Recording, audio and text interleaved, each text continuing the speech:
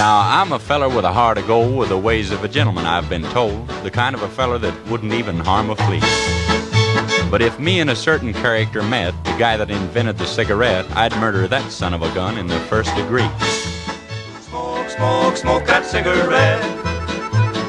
Puff, puff, puff, and if you smoke yourself to death, tell St. Peter at the Golden Gate that you hates to make him wait, but you just gotta have another cigarette. In Britain today, there are about 10 million adults smoking, with the average male smoking 14 a day and women 13.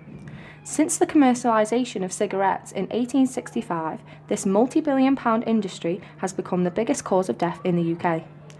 Statistics show that 2/3 of smokers start before the age of 18. I started smoking through like friends, group of friends at school and stuff, and they used to go out for a smoke. I'd hang around with my mates anyway, outside of school, so when they'd smoked, I just sort of went along with it and started smoking myself, to be honest. At 16, I joined the Royal Marines, and we were out on exercise in the middle of February, and it was freezing cold. I was out of boredom, and I just quite enjoyed it, and then I carried on from there, unfortunately. I first started smoking when I was 12. I smoked for 9 years. Young people who have 3 or more friends that are smoking are 10 times more likely to smoke. So how much of an effect does peer pressure have on taking up smoking? Peer pressure can be an issue to actually start smoking, but so can like family members, you know, what you're seeing on the TV, what you know, newspapers, magazines, all these obviously. Smoking can have a huge impact on your health, with implications ranging from asthma to cancer. Yeah, I think once young people are aware of all, like, you know, the different kinds of diseases, such as the cancers, various cancers, you know, and lung diseases, heart diseases, as well as the effects that it can have on the physical appearance, so the skin and the hair, then that gives them more motivation to quit smoking. Since 1974, smoking rates have more than halved, with 29% less men smoking and 24% less women.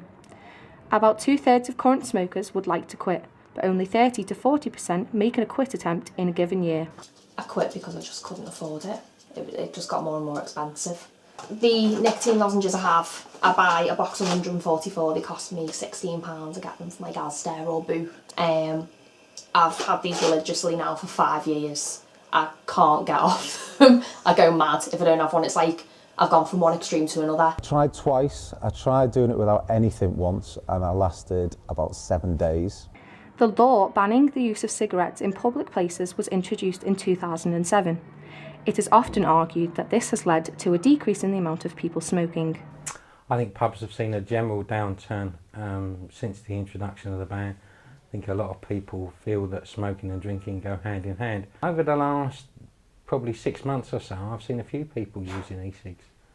We haven't got a rule on the use of e-cigs in the pub. I mean, my own personal experience is that people don't actually really mind the smell. The introduction of this law may have triggered the rise in popularity of e-cigarettes, being used in public places and as an alternative to smoking cigarettes. This has led to the availability of e-cigarettes increasing.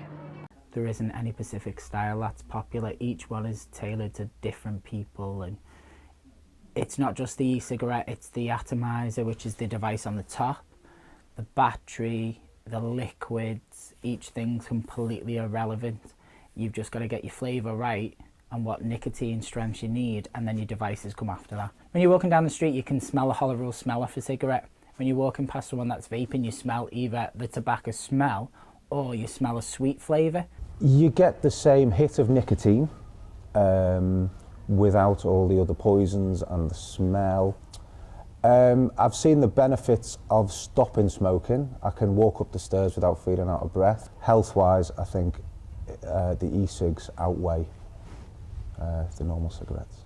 Definitely healthier for me, yeah, because I haven't had a bad chest since I've started using the e-cigs, and I used to get them all the time. I do think e-cigs can lead to quitting smoking. It makes it easier, yeah, definitely. There's less chemicals and stuff in the e-cigs, and there's just water vapour, isn't it? So just how safe are e-cigarettes? Are the users aware of the health implications they may pose? It's a gamble between what we know is harmful with the normal cigarettes. We know that's a killer, whereas the e-cigs we don't know, and I think the benefits of not smoking, the toxins and the poisons, have got to outweigh the normal cigarettes. Some people have actually used e-cigarettes to try and stop smoking, but they haven't been tested yet, so we wouldn't recommend them because it's still a fairly new thing. So, you know, they do need actually testing as well.